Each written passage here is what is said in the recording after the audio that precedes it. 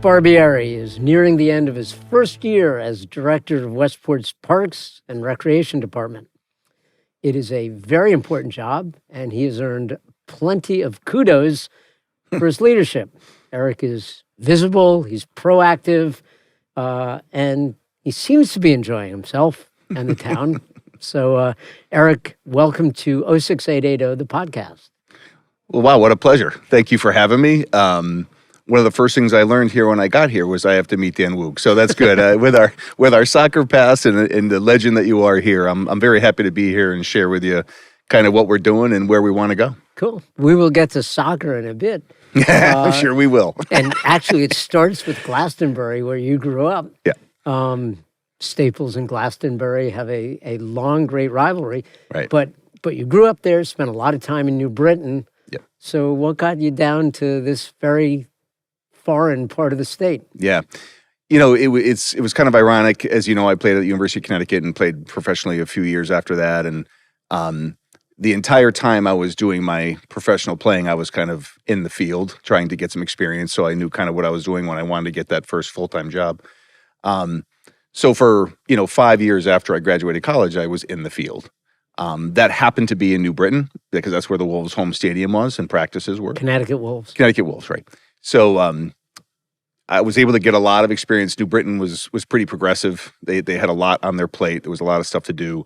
Two legends in the field, Pete Ledger and Bill DeMail, were the director and rec superintendent at the time, so I got to learn a ton. And sure enough, a full-time job, an entry-level rec supervisor opened up, and I took that and had 26 full-time years later, the last 10 as director. People say time flies. It's incredible. But a great tenure there. My 10 years there, Aaron Stewart was mayor and was big on parks and recreation, huge on the ADA. So we basically revamped every park we had, every major park, which was pretty amazing if you think about it.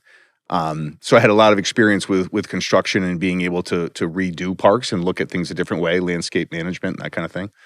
But unfortunately, all good things come to an end. I did put in my years of service there, and a change was kind of something that intrigued me. So I didn't know where I was going to go, but I certainly wasn't saying no to anything. And so, CRPA, the Connecticut Recreational Parks Association, has a website, and this job popped up on it. And I said, geez, that's a long way away from Glastonbury. I said, I don't know if I got that in me.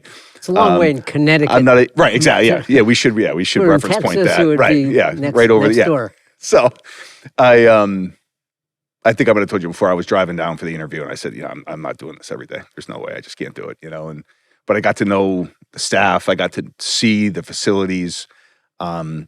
And I was just intrigued, and the last park master plan we had, I said to the people that were in there, to the public, I said, there's no reason why this department in this town can't have the best parks and recreation department for its size in the country. I mean, you've got all the amenities, you've got good people that love open space and parks and love the recreation and youth sports and all of that, water sports. It's fantastic. And when I looked at the 10-year CIP for the capital improvement plan, yep, there was a lot of parks and recreation in it. And so that was intriguing to me after having done all that construction work in New Britain and seeing from where things go to what they end up being and the reaction from the residents. And so, we worked through the minutia of it and, end up saying yes to the position. And it's been fantastic. It's been a whirlwind, definitely that proverbial fire hose from 3 feet. But, listen, you've been great getting to know the people of the community, what it is that they want. And certainly they will tell you. And I love that. Anyone that's met me so far knows that I'm a straight shooter. I'm happy to give you my opinion on things. We might not always agree, but we'll figure it out, and I'm looking forward to getting to know Kevin more in his new role. Kevin Christie, our new first selectman. It's been great so far, and I know he has a lot of value for Parks and Recreation too. And so it's going to be awesome to see and have that conversation about what the town wants versus needs for Parks and Recreation and get some stuff done. Some things have been sat for a long time that need attention. So I'm looking forward to trying to spearhead those. So the drive ended up not being too bad? Or is it I'm not a huge, get in the car and drive a long time kind of guy. All the soccer playing over the years, my back is killing me all the time. So it's not great. But listen, the staff is great. You know what I mean? The flexibility in the hours, Parks and Recreation has weird hours sometimes, weekends, nights, that kind of thing. So, no, and you know what? The more you do it, it shrinks a little bit. Yeah. I try to come in when the park staff comes in at 7 and leave at a certain time, so I'm not in that jam part of it. So yeah, it's working out okay. So in New Britain, you were in charge of cemeteries. Yep. And you didn't have a beach. Correct. That's right. So you don't have any cemeteries here. Right. You got a beach. How did you learn about the beach needs? Right. It's interesting. When I was recreation superintendent in New Britain, there was 8 divisions, and I ran one of them. So when I became director, there were 7 others that I had to learn more. Now I was there. I had some, outside skirts, the issue kind of stuff, knowing it. But you have to jump in.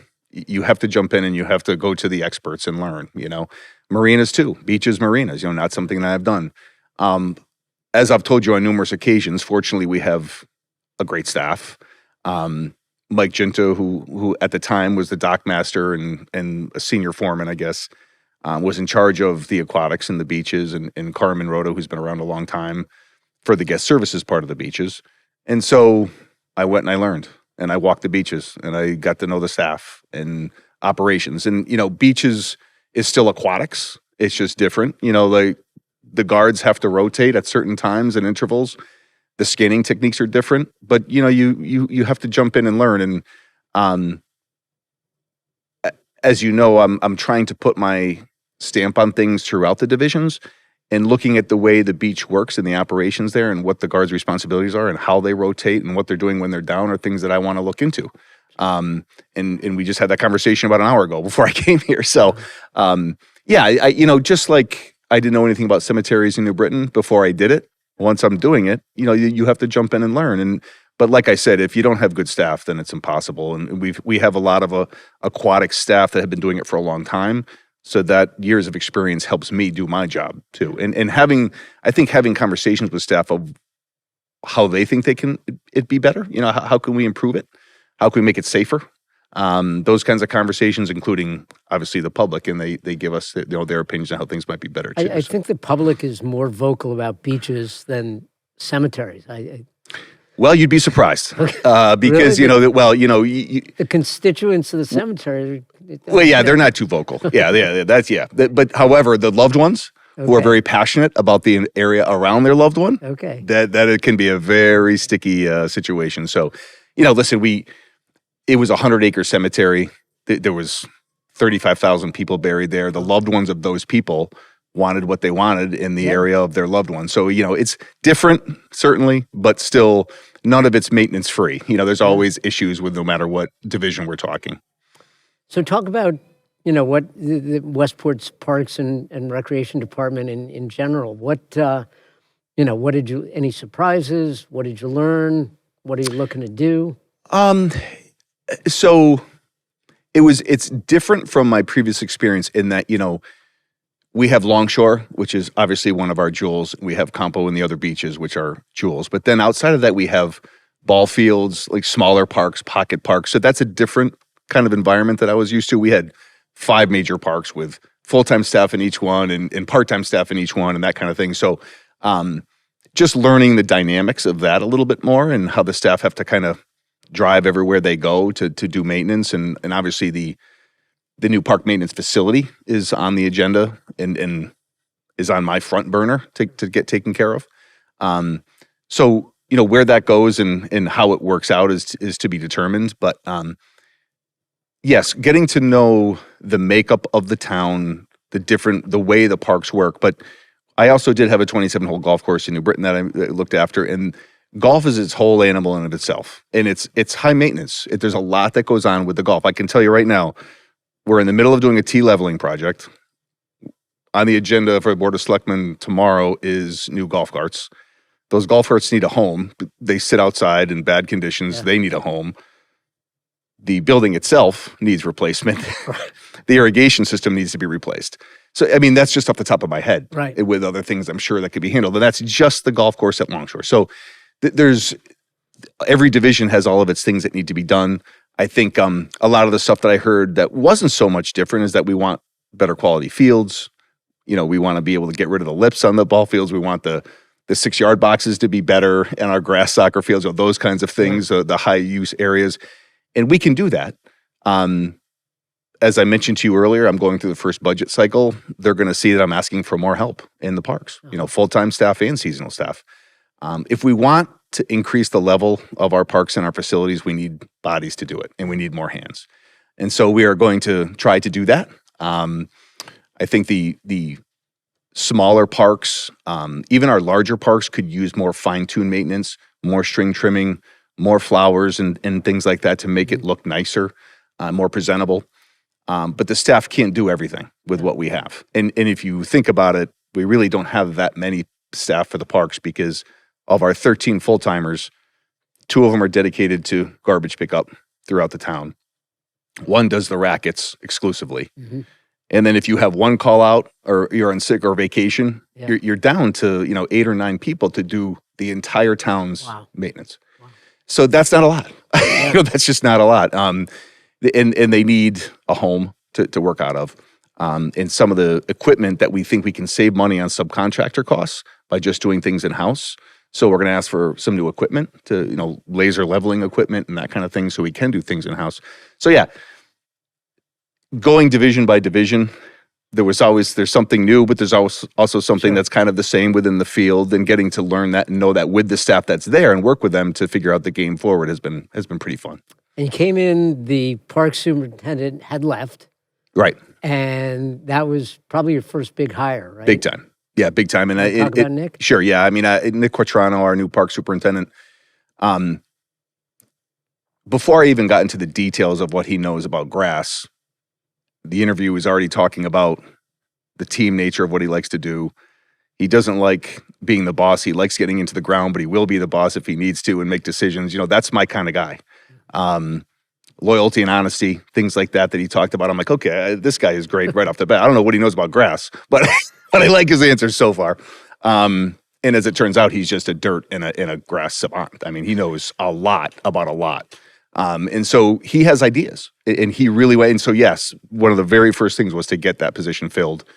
And we did as quickly as we could. These things take time, but I believe he started in May, which was a good time. I mean, he got to kind of take it all in. A lot of stuff. It was kind of right off the bat. Yeah, right off the bat. But he got to go do that. He got to go out with the current staff, go look at everything, and as it was coming in and start making changes. He was already doing in-house fall maintenance that used to be subbed, already doing it in-house because of his knowledge. And the staff already had some of this knowledge, but we also needed to kind of push and say, okay, these are things that we might be able to do in-house. Why don't we look into this? The feedback was we need more equipment. Okay, we're going to ask in the budget for more equipment to help that. But he also, in walking in the library was a perfect example. The Riverwalk and the invasives and the overgrowth is the Riverwalk right is here. Part of your 100%. Yeah, 100%. And so the stairs were in the middle of fixing. You can see that they're blocked off, but that passed the Board of Select person, so we have that to go. It's just a matter of ordering the stone and getting the contractor on board. So hopefully January, February timeframe that work will get done. But the invasives both on either side of the walk and just the general nature of what was there, imagine that being taken care of. And some of the stuff on the water side, trimming it up, cleaning it up, opening up the water view, it's a beautiful sight. It's a beautiful view. We should be able to see it.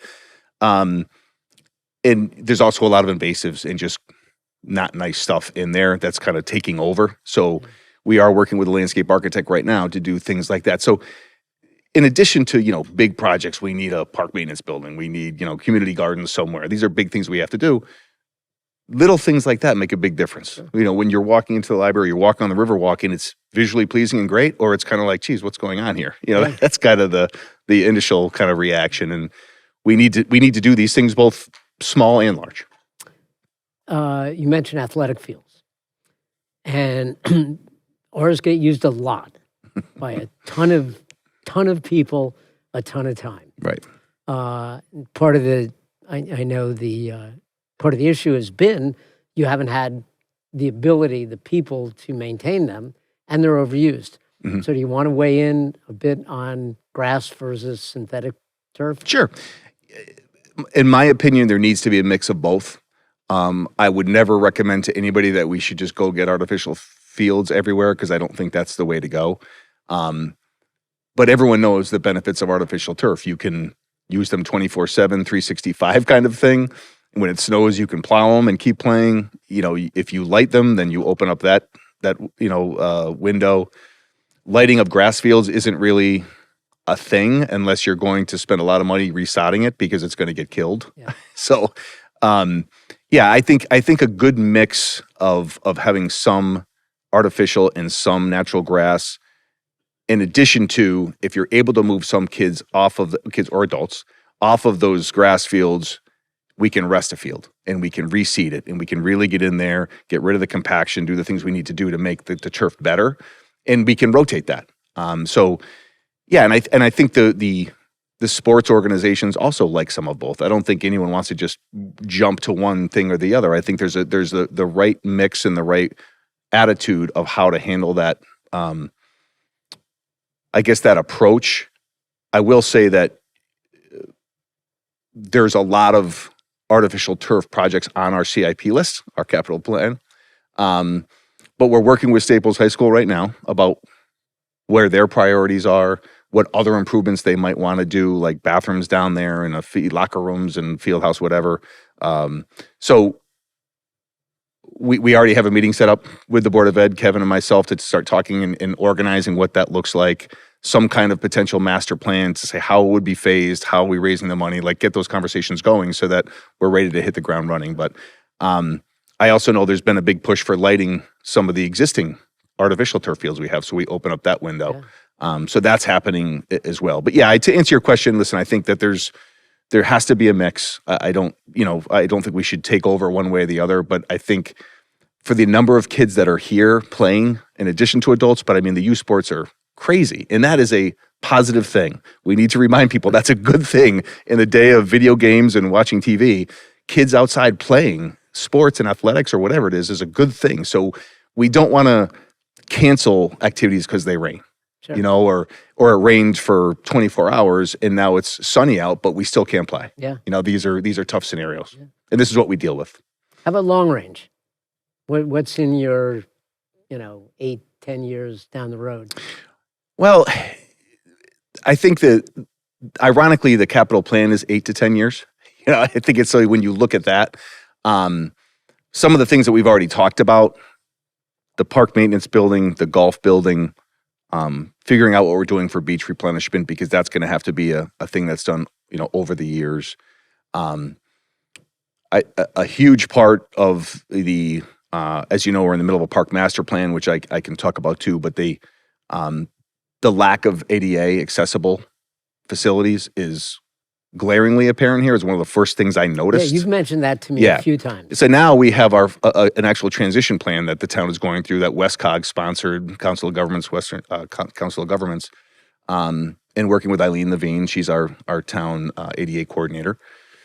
Do you want to be specific about some of the? Well, ADA? I think if you simply look at our athletic fields, if you go to the parking lot and you go to wherever you are for a handicap accessible parking spot, how are you getting to the bleacher to watch your kid, your grandkid, whatever play, right? If you just do that simple exercise in a lot of our facilities, it's not there. Yeah. In fact, where the parking spot is within the parking lot and how you get safely to the park itself or wherever you're going. And a good example is the Staples tennis courts. Those need to be redone. And we're going to do that. We're pushing forward. That's the plan. But there is a significant ADA issue with the 2 lower courts over there. And that needs to be fixed. So there should be some there's handicap parking for the school, obviously, but handicap parking for a public fixture like a tennis court needs to be there too. So we need some handicap parking. We have to have a ramp that allows you to get down to those 2 lower courts. If someone with a disability had their kid or grandkid or whatever at those lower courts, they can't get there. So that's an obstacle that we have to take care of. So that's a perfect example. But as you go around town, even if you look at the smaller pocket parks that we have, which are beautiful, right by the water, small, nothing crazy, but how are they getting around from the parking lot to where they want to go? And so if it's accessible to a able-bodied person, it should be accessible to someone with a disability too. And there's some exceptions. There are some things where it becomes an onerous thing on behalf of the town, topography, things like that. But for the most part, the park master plan and the ADA transition plan that we're going to get, it's going to show that we have to do better there. Uh-huh. So that is definitely a long-term plan. We're not going to fix it all at once, but we can, as we do improvements to different facilities, we can work the ADA improvements into that budget item and try to address it that way. Long-term, I think being able to do more stuff in-house with the Parks Division staff, I think would be a good thing. And I think the park staff would tell you that themselves. They want to do more. They want to make the facilities better. But that's going to require, like I said, staffing and equipment. And I think we're going to find out how that's received, and we'll continue to do what we need to do. But I mean, I think for the most part, having been 10 months in, it's going to take a little time to kind of, and by the way, I think it's important to note that something that's in year 8 of a park master plan could all of a sudden go to year 1 based on a million different, factors.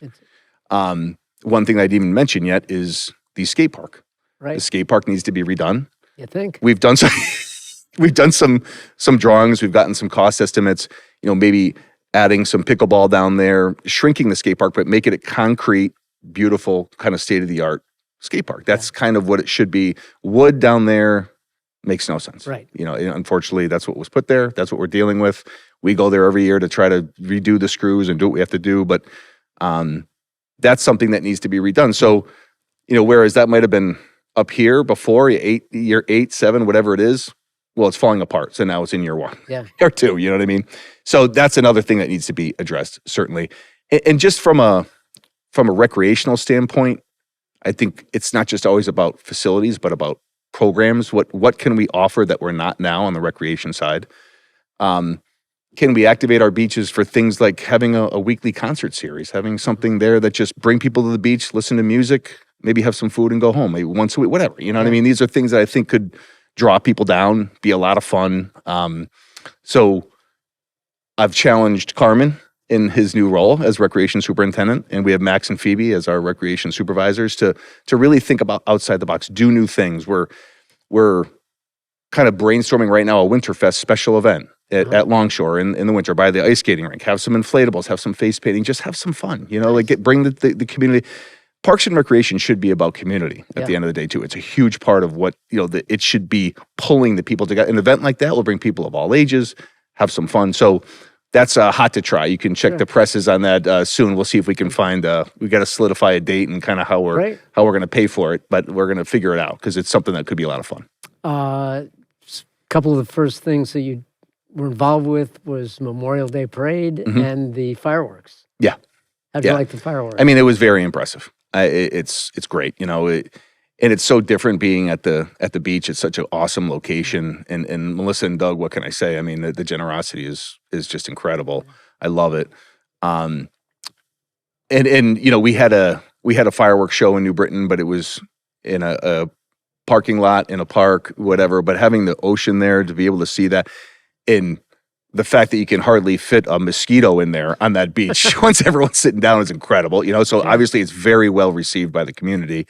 But I have to give a lot of credit to the PD and to the recreation staff, all the EMS staff and Public Works for making it a safe event. I mean, the way people get in and out of there with that many cars in one location, to me, you're going to wait in traffic a little while, but it wasn't that bad. No. You know what I mean? It really wasn't that bad. We're kind of fine tuning it, and the longer I stay, the more projects we'll come up with. But the entranceway to Campo needs to be redone too. There's a massive puddle, drainage issue there. The lighting could be better. The sidewalks could be better.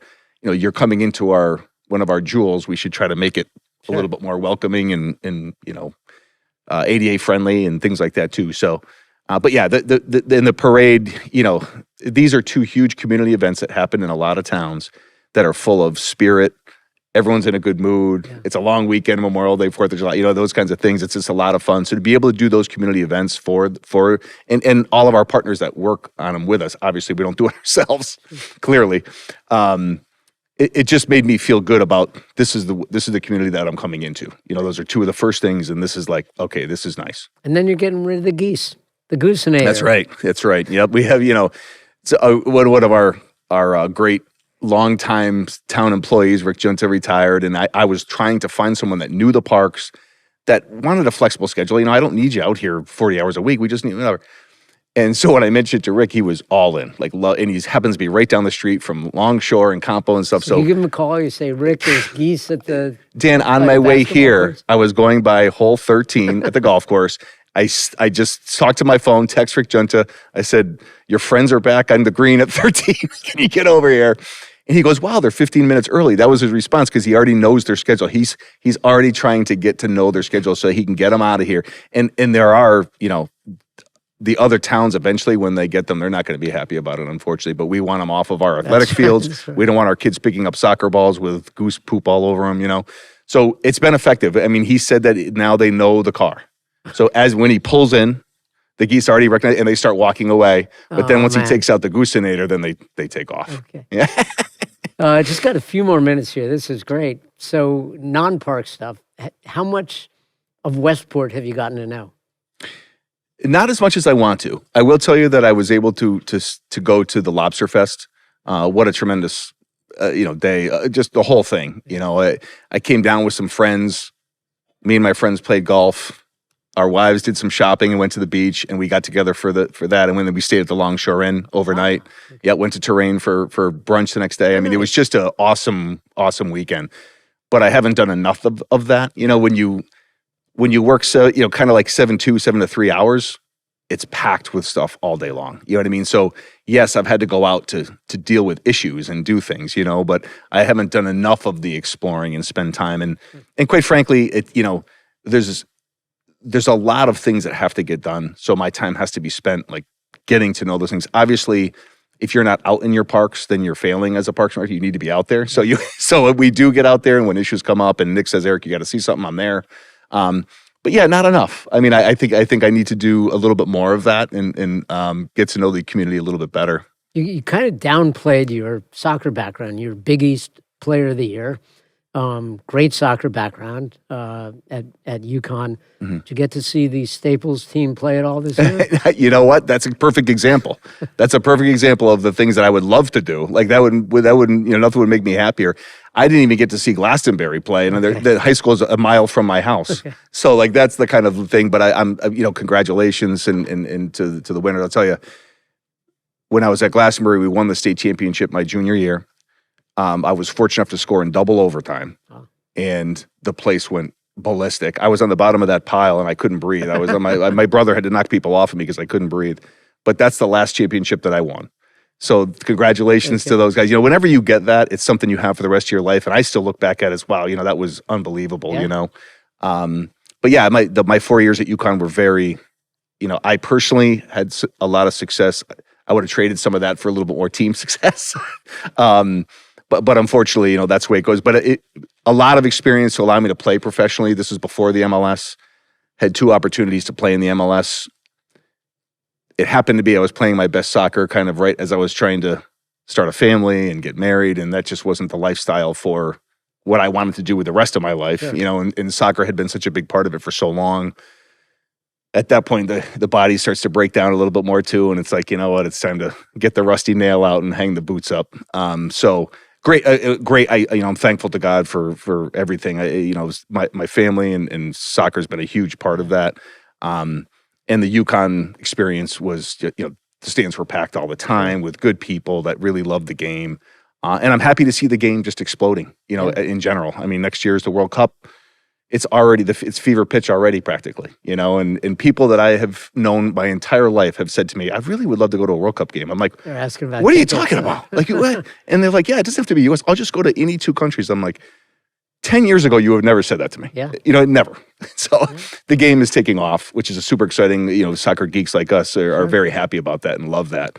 And it's a great sport. I mean, it's demanding physically, but it's a team game, and all the strategy that goes into it is awesome too. And I've gotten to be more of a geek with that stuff as I get older too, than just going out there and running around. But yeah, that's been a huge part of my life, but I'm thankful for it. And it kind of led me to a path that led me to New Britain into here. So, God works in crazy ways. Sure. Erik Barbieri, our Parks and Rec director here in Westport. completing his first year. Passion, fun, great eye for the town, and a great addition. Erik, thank you for coming on 06880, the podcast. Dan, as you know, it's my pleasure, and I'm looking forward to coming back the next time. All right. See you on the fields. Okay, that was good. Thank you very much.